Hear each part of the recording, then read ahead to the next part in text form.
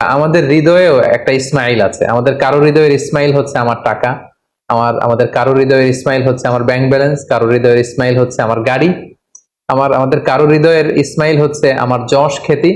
আল্লাহ তাআলা দেখতে চান যে সব কিছুকে আমরা আল্লাহর ভালোবাসার বিনিময়ে স্যাক্রিফাইস করতে পারি কিনা, কোরবানি করতে পারি কিনা, আল্লাহর জন্য সবকিছুকে আমরা উজাড় করে দিতে পারি কিনা। এটাই হচ্ছে কোরবানির শিক্ষা। আমরা যদি আমার ছেলেকে বলি, আমাদের মেয়েকে বলি যে বাবা, আল্লাহ বলেছেন যে আল্লাহর সন্তুষ্টির জন্য আমি যেন ছুরি চালাই, তোমাকে জবাই করি, ফিনকি দিয়ে রক্ত বেরোবে এবং তুমি এতে মারা যাবে।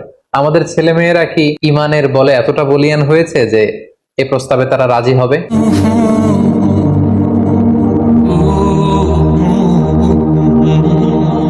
আল্লাহ তাআলা সাইয়েদনা ইব্রাহিম আলাইহিস সালামকে স্বপ্নে দেখালেন যে ইব্রাহিম, তুমি তোমার সবচাইতে পছন্দনীয় বস্তুটি আল্লাহর রাস্তায় কুরবানি করো। একাধিকবার তিনি এই স্বপ্নটি দেখলেন এবং ইব্রাহিম আলাইহিস সালাম বুঝতে পারলেন যে আমার সবচাইতে পছন্দনীয় হচ্ছে আমার ছেলে ইসমাইল, যাকে আমি আল্লাহর আদেশে সেই মক্কার মরুভূমিতে রেখে এসেছি। তিনি আল্লাহ তাআলার আদেশে ফিলিস্তিন থেকে মক্কায় চলে আসলেন। এসে 13 বছর পর নিজের কলিজার টুকরা সন্তান ইসমাইলকে দেখলেন। কিন্তু এই ছেলেকেও তিনি বেশি দিন ধরে রাখতে পারবেন না, কারণ আল্লাহ তাআলার আদেশে তাকে জবাই করতে হবে। তিনি ছেলের সাথে কনসাল্ট করলেন। বাবা ছেলের কনভারসেশনটা কেমন ছিল আল্লাহ তাআলা সূরাতুস সাফফাতে খুব চমৎকার ভাবে বলছেন, ফালাম্মা বালাগা মাআহু সাইয়া ক্বালা ইয়া বুনাইয়া ইন্নী আরা ফিল মানামি আন্নী আযবাহুক। ইসমাইল যখন একটু হাঁটতে পারে, দৌড়াতে পারে, ছোটাছুটি করতে পারে, এই বয়সে যখন পৌঁছলো, ইব্রাহিম আলাইহিস সালাম এসে বললেন, হে আমার কলিজার টুকরা সন্তান, আমি স্বপ্নে দেখেছি যে আমি তোমাকে জবাই করছি। ফানজুর মাযা তারা, what do you think about it, what's your opinion about the matter, তোমার মতামত কি, আমি তোমার মতামত জানতে চাই। ছোট্ট ছেলে ইসমাইল আলাইহিস সালাম বললেন, ক্বালা ইয়া আবাতি ফাআল মা তু'মার, হে আমার বাবা, আপনি যেমনটি আদিষ্ট হয়েছেন ঠিক তেমনটি করুন। সাতাজিদুনি ইনশাআল্লাহু মিনাস সাবিরিন, ইনশাআল্লাহ অচিরেই আপনি আমাকে ধৈর্যশীল পাবেন। আপনি মনে করবেন না যে আমি ঘাবড়ে গিয়েছি, আমি ভয় পেয়েছি, আমি দৌড়ে ছুটে পালাবো না।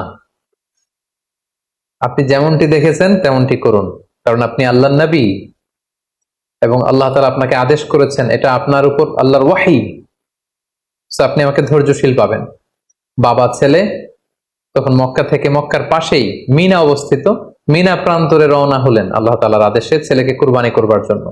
কি মর্মান্তিক, কি হৃদয় বিদারক সে দৃশ্য। এবং সাইয়েদনা ইসমাইল আলাইহিস সালাম বললেন, বাবা, আমার চেহারার দিকে তাকিয়ে আপনি ছুরি চালাতে আপনার বড্ড মায়া লেগে যাবে, কষ্ট লেগে যাবে, আপনি আমাকে উল্টো করে শুইয়ে দিন, অর্থাৎ আমার চেহারাটা থাকবে মাটির দিকে, আপনি পেছন দিক থেকে আমাকে জবাই করুন। আল্লাহ তাআলা বলছেন, ফালাম্মা আসলামা ওয়া তাল্লাহু লিল জাবিন, দুইজনেই যখন সারেন্ডার করলো, মানে তাদের হৃদয়ে তখন আল্লাহর ভালোবাসা, আল্লাহর আনুগত্যের এই ব্যাপারটা ছাড়া আর কোনো কিছুই নেই। সাইয়েদনা ইব্রাহিম ছেলেকে হৃদয় থেকে সরিয়ে সেখানে আল্লাহর আদেশকে, আল্লাহর ভালোবাসাকে স্থান দিয়েছে। ছোট্ট ছেলে ইসমাইলও আল্লাহর ভয়ে রাজি হয়ে গিয়েছে। সাইয়েদনা ইব্রাহিম আলাইহিস সালাম তখন ইসমাইল আলাইহিস সালামের গলার মধ্যে ছুরি চালাবেন। আসলে এতটুকু পর্যন্ত অগ্রসর হওয়াটাই আল্লাহ তাআলা চেয়েছিলেন। আল্লাহ তাআলা চাননি যে পিতা ইব্রাহিমের কাছ থেকে শিশু ইসমাইলকে ছিনিয়ে নিতে। আল্লাহ তাআলা চেয়েছেন যে ইসমাইলের স্থান ইব্রাহিমের হৃদয়ে বড় নাকি আমি আল্লাহর স্থান বড়। তিনি যখন ছুরি চালাবেন, পেছন থেকে ডাক আসলো, ওয়ানাদাইনাহু আইয়া ইব্রাহিম, হে ইব্রাহিম স্টপ, আর সামনে আগ বাড়ানো যাবে না, এখানেই থামো। কদ সাদ্দাকতা রুইয়া, তুমি তোমার স্বপ্নকে বাস্তবায়ন করেছো, তুমি তোমার স্বপ্নকে বাস্তবায়ন করে দেখিয়ে দিয়েছো। ইন্না কাযালিকা নাজজিল মুহসিনিন, এভাবেই আমি যারা সৎ কর্ম পরায়ণশীল তাদেরকে প্রতিদান দিয়ে থাকি। ইন্না হাযা লাহুয়াল বালাউল মুবিন, নিশ্চয়ই এটা অনেক বড় পরীক্ষা, এই বড় পরীক্ষাতেও তুমি বাপ বেটা তোমরা উত্তীর্ণ হয়েছো। ফাদাইনাহু বিযিবহিন আযীম, আল্লাহ তাআলা বলছেন জান্নাত থেকে একটা বকরি এনে, একটা ভেড়া এনে আমি ইসমাইলকে সরিয়ে দিলাম, ইসমাইলের জায়গায় ওই বকরি কুরবানি হয়ে গেল। আল্লাহু আকবার। সাইয়েদনা ইসমাইল আলাইহিস সালাম বেঁচে গেলেন। ওই যে মিনা প্রান্তরে সাইয়েদনা ইব্রাহিম আলাইহিস সালাম ছেলের বদলে বকরি জবাই করলেন, এই দৃশ্যটাও আল্লাহ তাআলার এত ভালো লেগেছে, কিয়ামত পর্যন্ত 10 জিলহজে গোটা বিশ্বের সব সামর্থ্যবান বিশ্বাসীদের জন্য এরকম জবেহ করা, স্যাক্রিফাইস করা, অ্যানিমালসকে স্লটার করা আল্লাহ তাআলা ওয়াজিব করে দিয়েছেন। তার মানে কুরবানির যে বিধান, এটা আমরা সাইয়েদনা ইসমাঈল আলাইহিস সালামের বদৌলতেই পেয়েছি। কেন আল্লাহ তাআলা এমনটি করলেন? আল্লাহ তাআলা চাইলেন যে আমি দেখতে চাই ইব্রাহিমের হৃদয়ে কে বড়, কলিজার টুকরার সন্তান ইসমাইল বড় নাকি আমি আল্লাহ তাআলা বড়। এখান থেকে আমাদের জন্য শিক্ষা হচ্ছে, ইব্রাহিম আলাইহিসসালামের হৃদয়ে সবচাইতে পছন্দের জায়গাটা ছিল তার সন্তান ইসমাইল, কারণ ৮৬ বছর পর একটা সন্তান পেয়েছে। কত মায়ার জায়গায়, কত আদর এবং ভালোবাসার জায়গায় তিনি হৃদয়ে তাকে স্থান দিয়েছিলেন। আল্লাহ চেয়েছেন না ওই জায়গায় যেন আল্লাহর ভালোবাসাটা থাকে, এজন্য ইব্রাহিম আলাইহিসসালামের উপর সবচেয়ে বড় পরীক্ষা তিনি চাপিয়ে দিয়েছিলেন।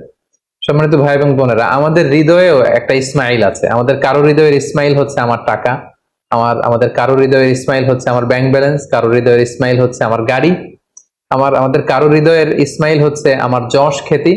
আল্লাহ তাআলা দেখতে চান যে সব কিছুকে আমরা আল্লাহর ভালোবাসার বিনিময়ে স্যাক্রিফাইস করতে পারি কিনা, কোরবানি করতে পারি কিনা, আল্লাহর জন্য সবকিছুকে আমরা উজাড় করে দিতে পারি কিনা। এটাই হচ্ছে কোরবানির শিক্ষা।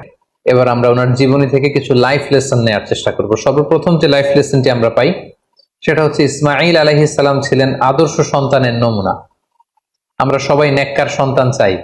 আমরা চাই আমাদের ছেলে মেয়েগুলো আল্লাহওয়ালা হোক, আল্লাহর যে কোনো আদেশ তারা খুব সহজে গ্রহণ করুক, মাথা পেতে নেক, এরকম সন্তান আমরা চাই। এরকম সন্তান যদি আমরা চাই, তাহলে তাদেরকে ইসমাঈল আলাইহিস সালামের মতো করে আমাদেরকে গঠন করতে হবে। কারণ ইসমাঈল আলাইহিস সালাম এমন একজন আদর্শ সন্তানের নমুনা ছিলেন। সাইয়েদনা ইব্রাহিম আলাইহিস সালাম যখন তাকে বললেন যে, বাবা স্বপ্নে দেখেছি তোমাকে আমি জবাই করছি, তুমি কি বলো? তিনি এক বাক্যে বলেছিলেন, ইয়া আবাতি ফাআল মা তুমার। বাবা, আল্লাহ তাআলা আপনাকে যে আদেশ করেছেন আপনি তাই করুন, আপনি আমাকে ধৈর্যশীল পাবেন। ইমানের চেতনা হৃদয়ে কতটা গভীরে প্রথিত থাকলে একজন ছোট্ট ছেলে তার বাবার প্রশ্নের জবাবে এমনটা উত্তর দিতে পারে।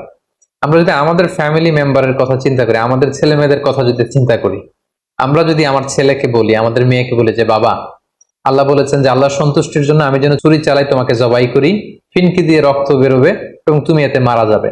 আমাদের ছেলে মেয়েরা কি ইমানের বলে এতটা বলিয়ান হয়েছে যে এই প্রস্তাবে তারা রাজি হবে?